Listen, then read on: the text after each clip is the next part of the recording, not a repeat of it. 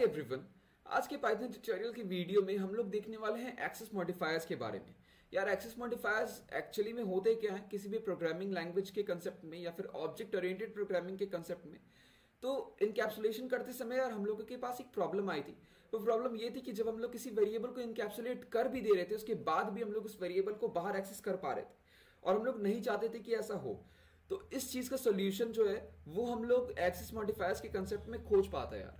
तो पाइथन में इसे पढ़ने से पहले यार एक बात समझना जरूरी है कि पाइथन इसे ऑफिशियली सपोर्ट नहीं करता। पाइथन एक्सेस मॉडिफायर्स को ऑफिशियली सपोर्ट नहीं करता, बट अनऑफिशियली यार हम लोग इसका यूज कर सकते हैं। अब ऐसा करते कैसे यार, तो उसके पहले एक्सेस मॉडिफायर्स को थियोरेटिकली समझना जरूरी है। एक्सेस मॉडिफायर्स होते कितने टाइप के हैं और उसे हम लोग अलग अलग लैंग्वेजेस में यूज कैसे करते हैं। तो एक्सेस मॉडिफायर्स यार तीन टाइप के होते हैं, पब्लिक, प्राइवेट और फिर प्रोटेक्टेड। पब्लिक मेंबर्स वो मेंबर्स हैं जो मेंबर्स हम लोग क्लास के अंदर तो यूज करते ही है, क्लास के अंदर तो वो मेंबर्स एक्सेसिबल हैं ही, बट उसके बाद भी क्लास के बाहर कहीं भी एक ऑब्जेक्ट बनाकर उस क्लास के उस मेंबर को हम लोग एक्सेस कर सकते हैं। तो ऐसे मेंबर्स को हम लोग पब्लिक डेटा मेंबर्स कहते हैं। प्राइवेट मेंबर्स कौन से मेंबर्स हुए?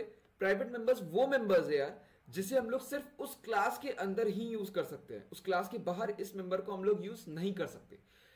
प्रोटेक्टेड मेंबर्स कौन से मेंबर्स है?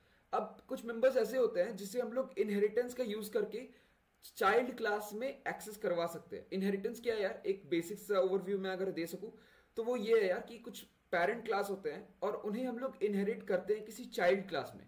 ये इनहेरिटेंस बायोलॉजी के इनहेरिटेंस से यार बहुत ज्यादा सिमिलर है। तो इस इनहेरिटेंस का यूज करके हम लोग क्या करते हैं कि पेरेंट क्लास बनाते हैं, उसमें कुछ वेरिएबल्स होते हैं। अगर हम लोग उसे प्रोटेक्टेड बना दें तो हम लोग उन वेरिएबल्स को उस पेरेंट क्लास के अंदर यूज कर सकते हैं और उस क्लास को जहां जहां इनहेरिट किया जाएगा, जितने चाइल्ड क्लासेस में इनहेरिट किया जाएगा उन चाइल्ड क्लासेस के अंदर हम लोग उन मेंबर्स को यूज कर सकते हैं। बट बाहर में ऑब्जेक्ट बनाकर हम लोग उसे यूज नहीं कर सकते। तो ऐसे मेंबर्स को यार प्रोटेक्टेड मेंबर्स कहते हैं। अब ये कंसेप्ट यार ये एक नॉर्मल सा जनरल सा कंसेप्ट है जो हर object oriented programming based language में यूज होता है।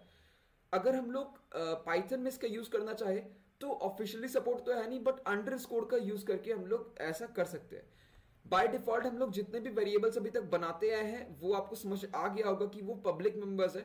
अब हम लोग प्राइवेट और प्रोटेक्टेड मेंबर्स बनाकर देखेंगे कि क्या हम लोग ऐसा कर सकते हैं, क्या हम लोग अनऑफिशियली प्राइवेट और प्रोटेक्टेड मेंबर्स बना सकते हैं।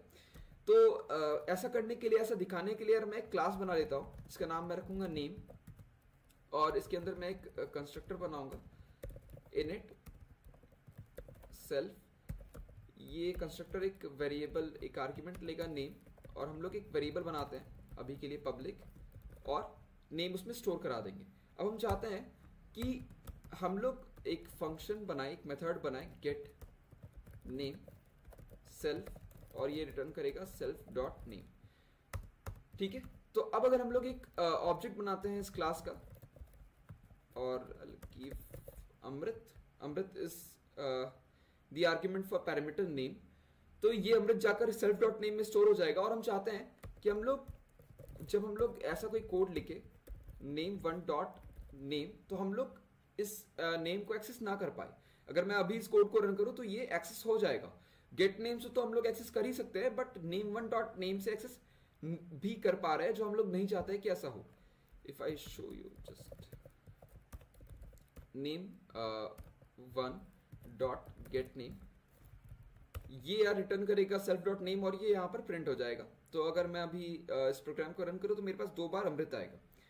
बट मैं चाहता हूं कि जब मैं इस तरह से एक्सेस करूं यार किसी मेथड के थ्रू तो मेरे पास नाम आ जाए, बट अगर मैं डायरेक्टली वेरिएबल को एक्सेस करना चाहूं तो मेरे पास एक एरर थ्रो कर दे वो।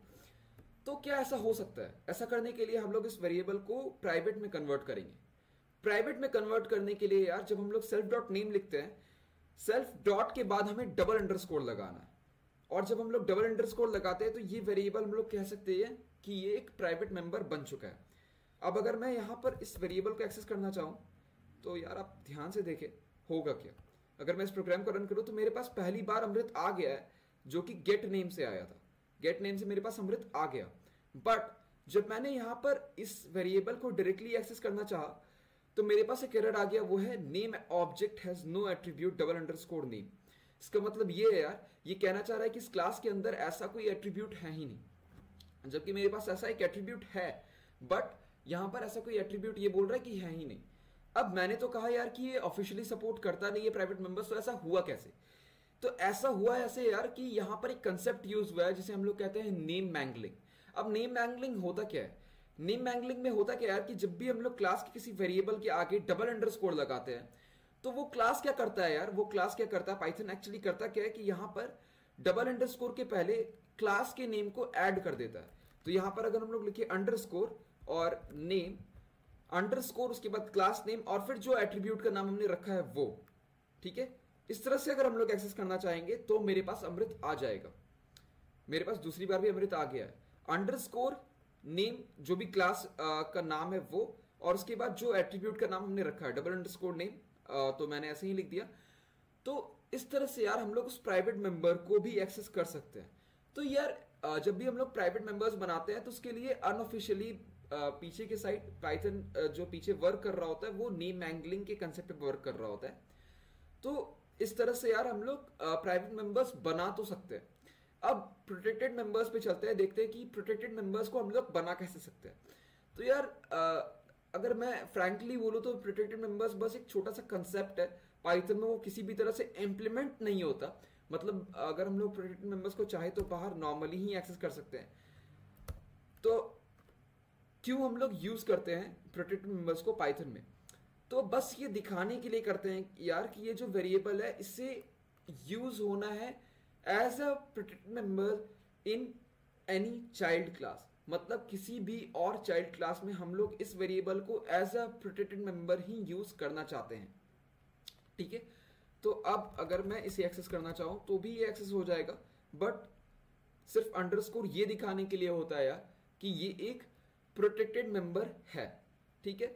तो आज की क्लास में यार हम लोगों ने समझ लिया कि एक्सेस मॉडिफायर्स को हम लोग लिखते कैसे हैं, कैसे हम लोग अलग अलग मेंबर्स बनाते हैं और पाइथन में वो किस तरह से वर्क करता है।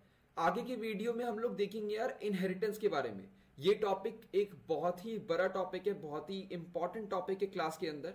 और इसके बाद आई थिंक यार क्लास का जो बेसिक कंसेप्ट है वो एंड हो जाएगा। फिर हम लोग छोटे छोटे कंसेप्ट को समझेंगे, आगे मॉड्यूल्स के देखेंगे, डेकोरेटर्स के बारे में समझेंगे, एंड आई थिंक उसके बाद हम लोगों का पाइथन खत्म हो जाएगा। तो ये पूरा मिलाकर हम लोगों के पास आई थिंक 2 हफ्तों में पाइथन पूरी तरह से कंप्लीट हो जाएगा।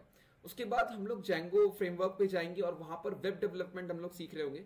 तो हम लोगों के साथ बने रहे यार, यहाँ पर आप पाइथन सीखते रहे और इसी के साथ एक अच्छे डेवलपर की तरह आप लोग अच्छी जॉब्स ले यार। तो आज के लिए इतना ही, थैंक यू।